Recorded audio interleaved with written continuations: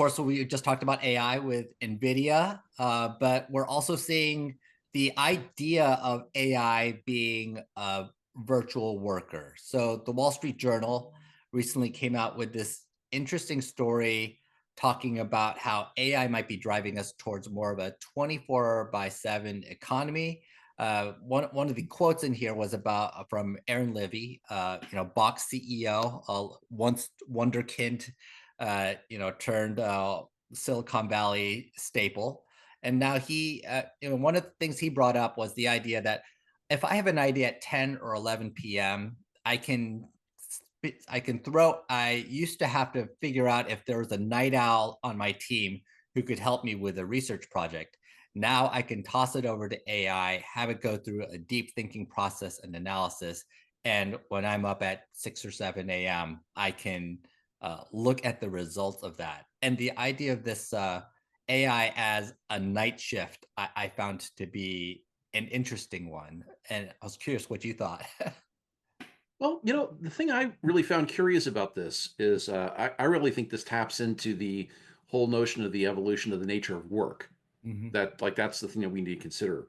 Because at the end of the day, when you're the person that's got the idea and you want that person to, and whether that's a virtual person or an actual person, what are you paying for? You're Mhm. actually paying for results, not effort. So I think it really starts to show some of the shallowness around behind many organizations' RTO mandates because you want to be able to justify spend for resources that you can't easily drop, right? And not just have the perception of productivity, like, oh, look at all the people. No, we also need to consider the unintended consequences, like all the meeting rooms are full and we don't have enough space for us to collaborate in a meaningful way to take and move that thing forward.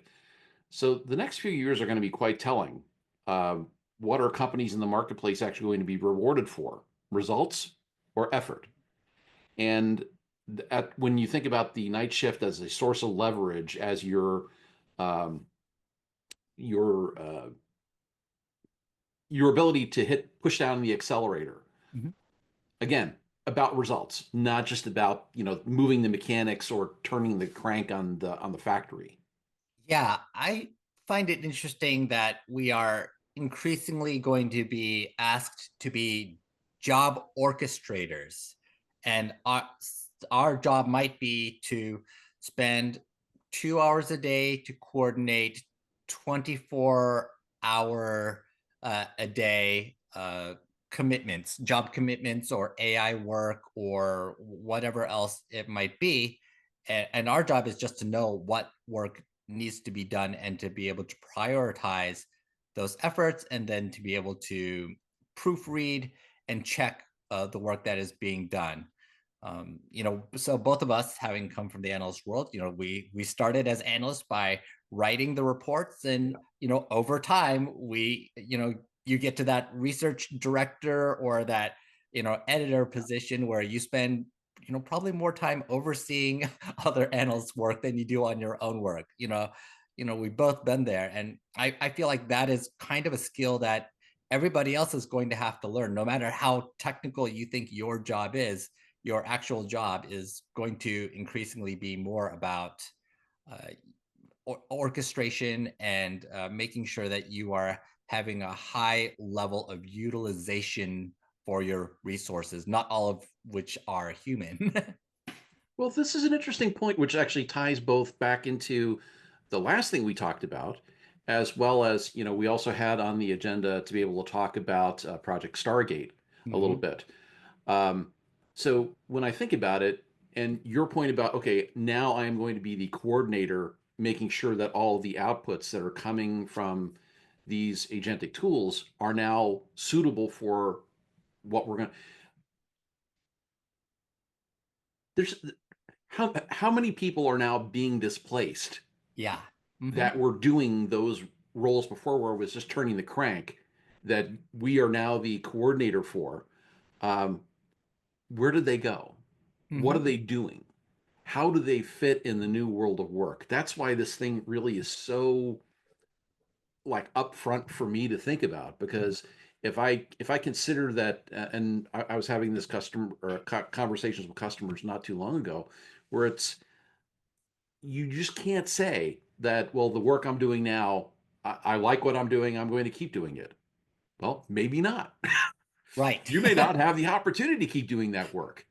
You need to intentionally expand your view and think about, where can I now add value in an ecosystem that is less dependent on people than ever. And because if I can do any level of task automation, I'm probably going to see that go away. Hmm. Which, for a lot of people, if you are not scared, you should be. I, I try to be an optimist. But I do think it is vitally important for people to understand why their job matters and what Yes. the actual outputs are supposed to True. be. Yeah. Like my job is not to check over 1,000 lines and make sure A equals B. Right. That those lines of data have some sort of purpose. Those rows mean something. What we're trying to do is probably close the books, or we're trying to do some sort of revenue matching, Right. right, and assurance to make sure we're not being ripped off. Like the goal is don't get ripped off, not check each Right. row of data exactly from a manual perspective. Like if there's a better way to do that, you have to figure out how to manage that better Yeah. way to do it. Yeah. Mhm. Absolutely.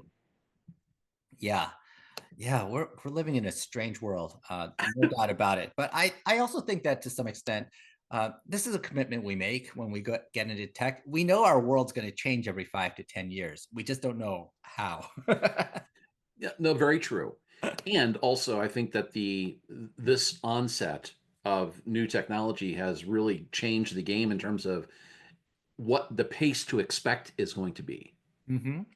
because we are now seeing changes and evolutions in how the technology affects how we do our work at a pace that's really unprecedented.